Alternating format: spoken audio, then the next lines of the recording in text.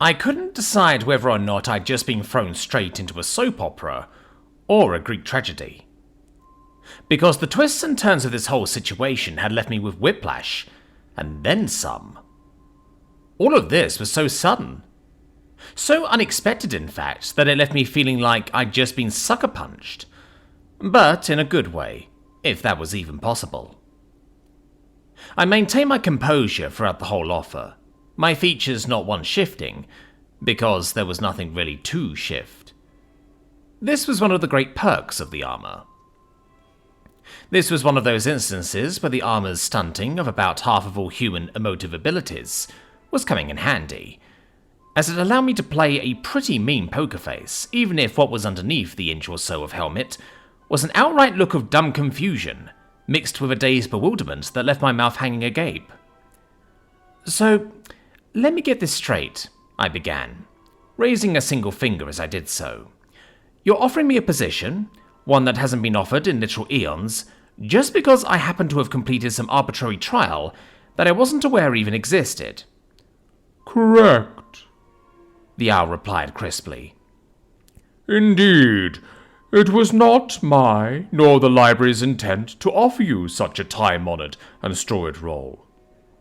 However, with circumstances developing beyond what was initially expected, it seemed to be the most expedient and appropriate course of action, as it addresses both of what we seek, Cadet Tomobuka. And that is? I shot back. For you, it is the determination of truth, and the momentary suspension of the expectant punishments upon that which is currently at the crossroads of our conflict of interests, the Venerian.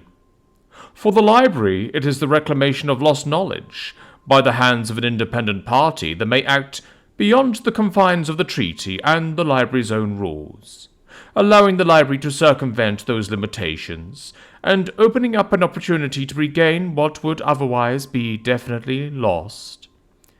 So you want a deniable asset? I stated without hesitation, crossing my arms as I did so. No, because you may freely state your role as a seeker if you so wish. Your card of patronage will be updated to reflect this, becoming more than a mere card, but a badge worthy of the honor of seekership. Indeed, the library will make no effort to deny your involvement, the owl countered. The library cares not for the awareness of this operation, should its agent wish to make it known, as that itself may be a factor which may aid in the reclamation of said knowledge. Once again, I must emphasize, the library cares not for the world beyond its walls. This likewise extends to the opinions of the denizens beyond the walls, with the exception of the obligation of both parties to uphold the terms of the treaty. So, you just want someone to do the heavy lifting then, I restated. Or more specifically, someone to fill a role which allows you to operate beyond the restrictions of that treaty. Is that honestly it? That is, as you say, it, Cadet Tomobuka. Okay, I responded with a huff. I getcha, I continued, shuffling both of my hands into what would have been my BDU jacket pockets, only to result in my arms flailing awkwardly by my side, prompting the owl to cock his head in response. I have a few more questions before I give you my answer, if that's all right. Of course, Cadet Tomobuka.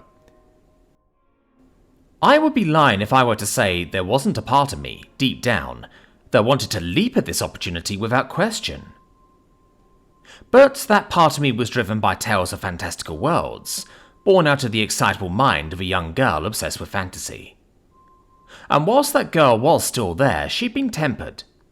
As over time, and after too many sessions of Castles and Wyverns, and after semesters' worth of lessons in modern and near-modern history in school, anything involving agreements and contracts immediately set off alarm bells in my head, even if it was being offered by a cool owl and a fluffy red fox.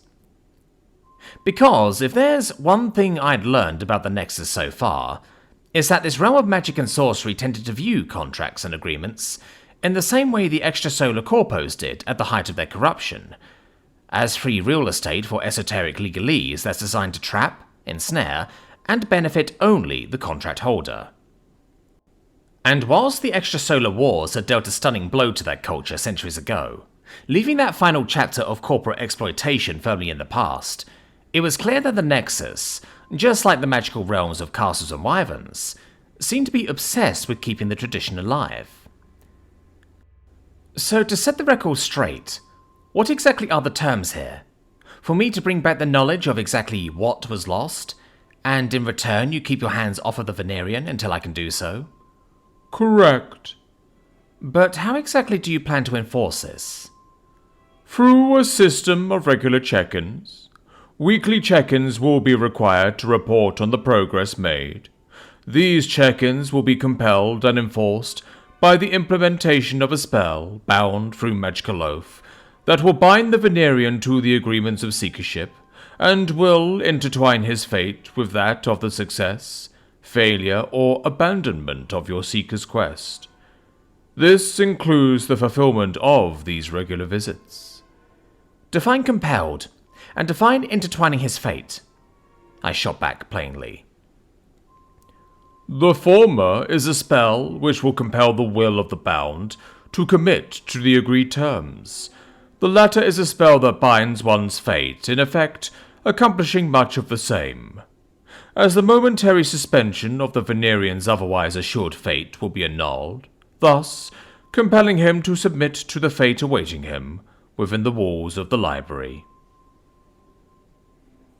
It was at that moment that I couldn't help but to let out a long drawn-out sigh, as I couldn't help but to feel compelled to put my foot down, right here, right now. No. I stopped the owl right there, halting it before it could get another word out. I beg your pardon, Cadet Emabuka? Living in the present, with 3 centuries separating me from the echoes of extrasolar corpo culture, didn't mean humanity would just up and forget that dark chapter of its past. If anything, education was the key to preventing the mistakes of that past from being repeated, which was why, despite centuries separating the current generation from that of the last extrasolar war, the issues pertinent in that era remained as ingrained in public awareness as the day they were when the war began. I said, no, I've had it up to here. I held my hand up to my neck. With these magical contracts and their invasive methods of enforcement, I would be no different to Maltori and his ilk if I were to just let you install even more crap into his brain for the purposes of this agreement. I paused, before once more crossing my arms and maintaining my unwavering stance. If we are to proceed with the seekership, we're going to need to work on the enforcement of its terms. Either that or this whole thing's off the table. That latter part was a bluff I knew was a huge risk. But it was a risk I was willing to take for the sake of principle. The owl went silent for a few moments, the dark call of the void once more compelling him to look directly upwards and towards the empty abyss that had just formed in the roof. A good chunk of a minute passed by before he once more craned his head back to me. A small, looming smile had formed on his beak, or rather, it looked as if there was some sort of a fascinated excitement forming behind those thoughtful eyes. 2 acts of brazen defiance in a single interaction, he spoke menacingly. And one born not out of a misplaced sense of personal pride or entitlement, but out of some adherence to a set of morals not seen since the wild times. He chuckled. Let me be clear about one thing, Cadet Emabuka. These weekly visits are not typical of what the library usually demands. However, they are necessary in this particular instance, as the nature of your existence means it is all but impossible to bind the Venerian to you, thus preventing us from conducting a simple binding ritual that would have otherwise been sufficient for the library. As in any other instance, the course of action would have been to bind the Venerian's fate to you, and thus sealing his fate upon the potential failure of your seekership. Alas, this is not possible, and I believe you know why that is. My armor, I stated plainly. Correct. Therefore, the weekly visits, and indeed these compulsion spells, are intended to substitute for what is effectively a handicap of your seekership. Right. I took another deep breath, reaching for my forehead. The mannerless thing really throws a wrench into the works now, doesn't it? Okay then. I can at least understand where you were coming from with this. I tentatively but diplomatically acknowledged. But surely we can come to some other arrangement. I'm not about to pull a Mautori. I'm willing to talk trade if it comes to it. There is nothing you can offer, Cadet Temabuka.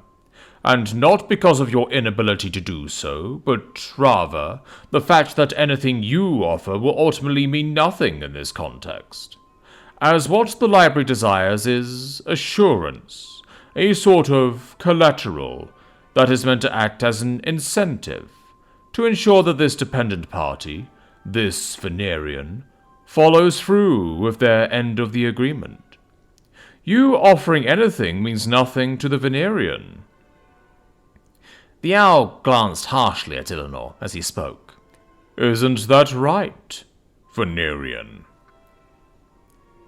Eleanor didn't respond to this, merely shaking fitfully in place. Thus, without any spells of compulsion, or spells of binding, the so-called collateral must be something of value to the Venerian himself, something which can compel him to return. Because as much as the library values your forthrightness, and has faith in your abilities, there is only so much that can be put on trust alone, especially when you are but a single mortal. Moreover, I foresee a simple means to satisfy all parties. The owl spoke, as he quickly changed perches to that of my shoulder, now peering down at the discount kobold. As I believe there might just be a solution to our troubles, one that will most certainly not involve any invasive dealings of the mind, or any bindings of the flesh. What? May I have your name, Venerian? The librarian continued abruptly, leaning closer towards Eleanor, as his pupils narrowed to tiny slits. Lord Eleanor Velaria, he managed out meekly, barely audibly, in fact. Lord Eleanor Velaria, the owl repeated menacingly, placing great emphasis on each and every one of those syllables, enunciating it in the way that only a disciplinarian bent on retribution could. Are you of noble blood, Lord Eleanor Velaria? The question came out of left field, taking me and the rest of the gang by surprise. Eleanor himself could only stare blankly at the owl, his mouth hanging agape, and his whole body tensing like a deer in headlights. Of course, he proclaimed sharply, marking the first time in this entire interaction that he actually raised his voice beyond a squeaky whisper. But I don't see why this would at all be relevant in this. And you are Venerian, correct? The owl interrupted, deftly and effortlessly cutting Eleanor off mid-ramble. Yes. So, a noble Venerian you are, the owl once more reiterated, hopping over my shoulders and landing right in front of the terrified lord. And a noble Venerian you appear. With a single talon perched underneath where his chin would be, the librarian peered closer and closer still towards the Venerian, before, finally, turning back to the rest of us. I require privacy with Lord Eleanor Velaria, for the proposition I have for him is one that he more than likely would wish to remain private, the owl announced, before turning back towards the very nervous Eleanor. Isn't that right, Lord Eleanor Velaria? Eleanor, strangely and contrary to my expectations, nodded slowly in agreement. Evie, are you sure you're not detecting any spikes in mana radiation? Affirmative, Cadet Temabuka. That rules out any magically induced persuasion tactics. But still, I wasn't about to let any part of this go behind the scenes. All the library would need would be to sneak him out of my sights and potentially bind him with a spell anyways. I'd rather this meeting be conducted in the open, if possible. Perhaps you could deploy a privacy screen, Thacia suggested, prompting all eyes in the room to promptly land on her. I believe what Cadet Emabuka is fearful of is the potential for the undermining of the Venerian's mind, Great Librarian. She wishes to ensure that the terms of her wishes are followed through, namely a lack of magical binding. Thus, if the issue in question is privacy, I believe a privacy screen should act as an acceptable compromise for all parties involved. The librarian turned towards Eleanor with an expectant gaze. Is this acceptable to you, Lord Eleanor Rellaria? The diminutive lizard nodded, prompting Thacia's suggestions to be taken up by a burst of mana radiation, with only 2 words from the owl preceding the bubble of silence. Very well. Alert! Localized surge of mana radiation detected. 225% above background radiation levels.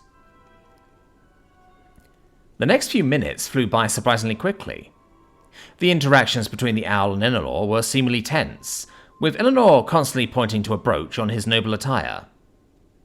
The only other event worth noting was Eleanor's handoff of what seemed to be a crumpled up piece of paper, which, unfurled, proved to be the letter I'd returned to him earlier. Except this one seemed to be stamped with the same insignia as the one on the brooch he wore. Aside from that, there were no shouts or screams, no beckoning of help, and no subsequent bursts of mana radiation. Alert! Localized surge of mana radiation detected. 275% above background radiation levels. Save for the one near the very end of it. Yet unlike most higher-level spells I'd encountered thus far, this one barely caused a disruption in mana radiation levels above that of the conjuring of the Bubble of Silence itself. I turned to Thacia and Thalmin, both of whom seemed to understand exactly what my concerns were.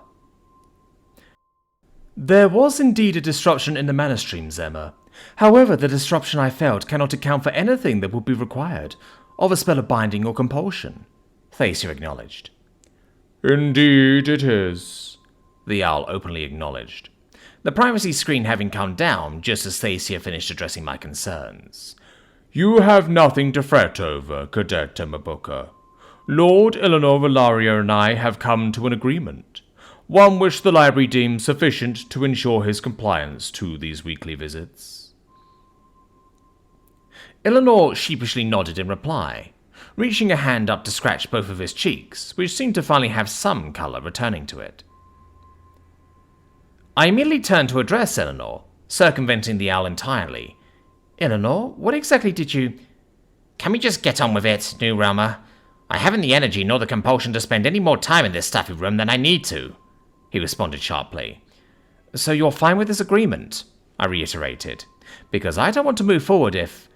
While it is not what I would have preferred, that being complete, outright and instantaneous exoneration, it is certainly more agreeable than mind manipulation, New Realmer, Eleanor stated plainly. So what? I will disclose the nature of the agreement when I feel like it. He stopped me before I could even get those words out. Right, I spoke, turning to the owl once more. So, do we have an agreement, Cadet Emabuka? Your seekership, with the aims to exonerate the Venerian, will cover the gathering of the topics of what was lost. It is meant to serve 2 purposes. 1, as a particular repercussion of the library's losses, and 2, as a trial to assess your investigative abilities, to act as a benchmark to determine whether or not you are capable of pursuing the far larger quest of retrieving all of what was lost. What you will gain from this, in the meanwhile, is the suspension of the Venerian's otherwise guaranteed fate, which shall remain suspended until such a time where your seekership comes to an end, either by failure or success. And the whole issue of the Venerian's inability to be bound by me for my seekership, that's been addressed by weekly visits, as well as this mystery agreement between you two to convince him to return to the library weekly, right? That is correct, Cadet Emabuka. And what about delays? What if we have something urgent to do that will cause us to become otherwise incapable of returning to the library within that time frame? Like a field trip or a dragon quest or something? The owl seemingly grinned at that question, but it wasn't clear if it was because of the questioning, skeptical nature of my stance, or the mention of the dragon quest.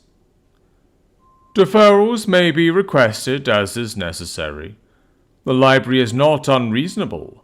Moreover, you can rest assured that even if the time limit is breached, that the agreement set forth will result in no bodily or mental harm to the Venerian. He turned to Eleanor once more with a satisfied gaze. Such is the nature of our unique arrangement. Before turning back to me. A concession which has not been made since the wild time, so take that as you will. With all of that cleared up, the ball was finally thrown back to my court as to how I wanted to proceed. The fact that we'd come from an assured death sentence to what amounted to an extended parole contingent on data recovery was nothing short of a miracle, especially given the evidence we had to work with.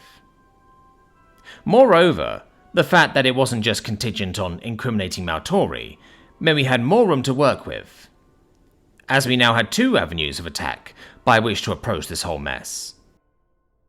So if the investigation on Maltori's front came to hit a brick wall, then we'd at least have data recovery to save Eleanor from assured death.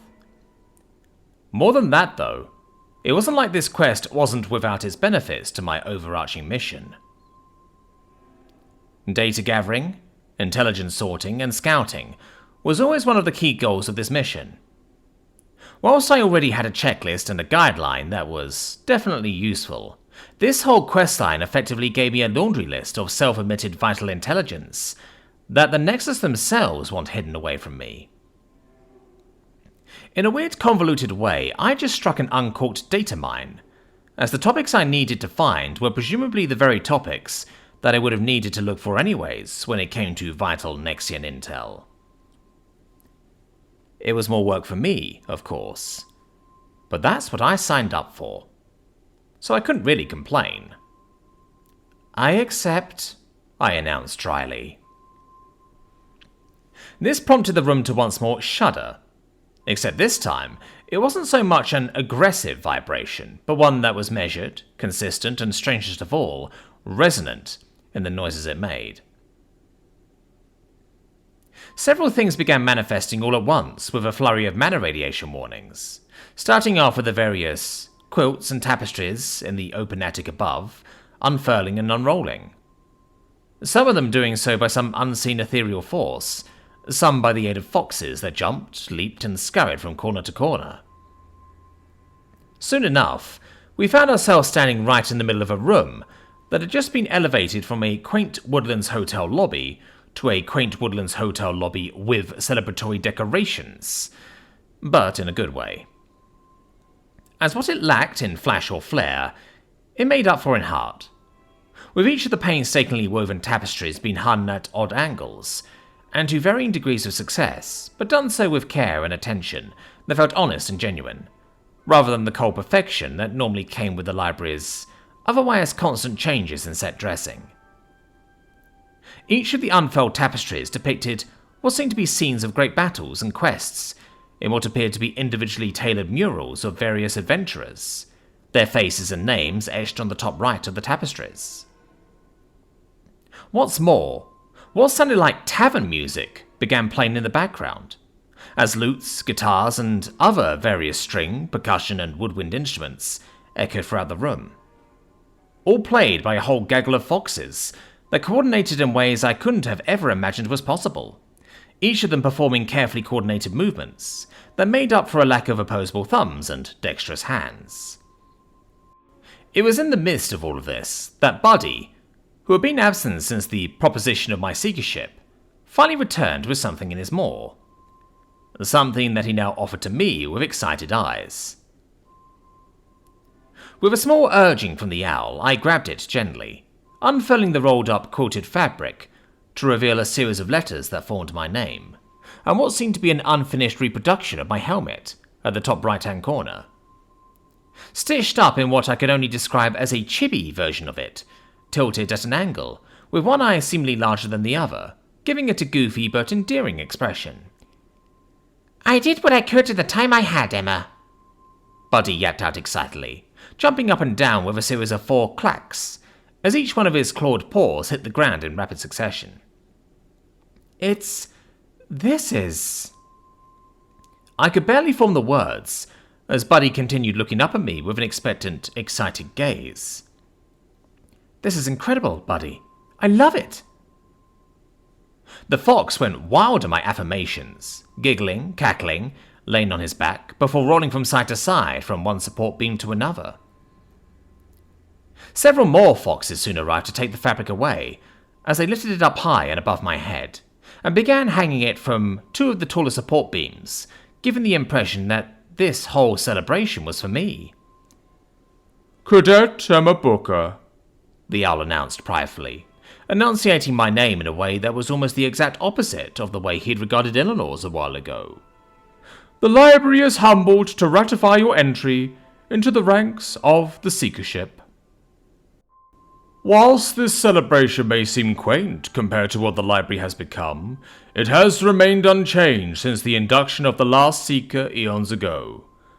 The library sees no reason to change it, especially as you reminded of the wild times that have long since passed. With all of that being said... The librarian paused, grabbing what seemed to be another book from the haphazardly constructed bookshelves with his own talons, before opening it up to a page with a series of names, similar to a hotel guest book. Buddy soon walked over with what appeared to be a quill and a bottle of ink, setting it on the counter, as I looked at the whole setup warily. The memories of the yearbook signing were still vivid in my memory. Evie, do you detect any mana from these artifacts? Negative, Cadet Booker. All items seem to be inert. If you're concerned about the potential for binding, don't be, the owl announced suddenly. I would have made that point clear to you if that were the case. This is merely tradition, one which you don't explicitly need to partake in if you wish. There were many seekers prior to this who likewise refused the signing for either reasons of personal intent or reasons of faith. I took a moment to consider this, before reaching for the quill. I dipped it tentatively in the ink, testing it, but feeling nothing. None of the excessive weight from the yearbook ceremony. No sign of mana radiation. Nothing at all. Turning towards Thacia, the princess responded with a confident nod, reassuring me that my senses were detecting everything correctly. With a single breath, I took the plunge, signing my name all the while monitoring the Evie for any spikes of mana radiation, or even the mysterious +1 radiation for that matter. None came. In fact, several foxes came to physically dry out the ink by using spare sheets of paper lying around. Cadet Emma Booker, henceforth you shall be known to the library as a Harbinger of Truth, a fellow amongst equals, and a name amongst the forever named. Your tales, your actions, your existence in this time shall be preserved for all of eternity. For the library is eternal. The chorus of foxes spoke up once more in unison. And the memories of its members shall remain eternally, the owl added pridefully. The whole room broke into a series of uproarious cheers, which, given that it was composed entirely of foxes, turned out to be a cacophony of yips, yaps, and fox-like cackles that momentarily drowned out the music. It was after a few moments of this that a cart made of similarly rustic wood came out, with a series of snacks that screamed homemade. But, just like before, my suit barred me from tasting any of it. Thank you, librarian, I managed out awkwardly, but I do have one final question if that's all right. Of course, Cadet Emma Booker. Now that the whole great scarring situation's been taken care of, what's going to happen to the Academy's investigation? I asked in the midst of celebrations, with foxes yipping and yapping, and beginning their assaults on the very food cart they brought out. The library will inform the designated conduit, in this case the incumbent dean of the Transgration Academy, regarding the lack of necessity for the activation of Article 25 of the treaty. The owl responded with a tactful hoot. Right, and how exactly will you inform him of this? Through the appropriate channels, with myself acting as the representative. So only a member of the library is allowed to act as a representative to relay this message, correct? Why, of course! Buddy piped in, popping his frosting-smeared head up from a cake on the food cart. Thanks, Buddy. I acknowledged the fox with a nod, before shifting to the owl. Then I have a small proposition to make, librarian. Would it be possible for me to inform the dean of this development? The owl paused, taking a moment to consider this, before responding with a nod. How rather sudden for you to wish for more responsibilities to be burdened with. But very well. As an act of good faith, I will designate this task to you, Seeker. Consider this another test of your seekership. The owl, with a small burst of mana radiation, pulled out a letter about the same height as him from under his wing. Deliver this to the man. You need not say anything more, as the contents of this letter will address all that requires addressment. You know, I let out a chuckle. In my world, it's usually people who give birds messages to deliver. I spoke, prompting both the librarian and Thacia to shoot me 2 simultaneous side-eyes in the process. Anyways, yes, will do. I attempted to swiftly move past that. With all that being said, it is getting pretty late, so I plan on heading out now if that's alright. A series of despondent whines was the immediate reaction to that announcement. A swift end to a seekership induction ceremony is not unheard of. In fact, the shortest one was scantily 5 seconds in length, interrupted by a raid of all things. So you may leave, and you may return again at any time. As always, the library appreciates your patronage and your contributions, Seeker. With a nod from my end and a bow of respect from Thacia, we made our leave.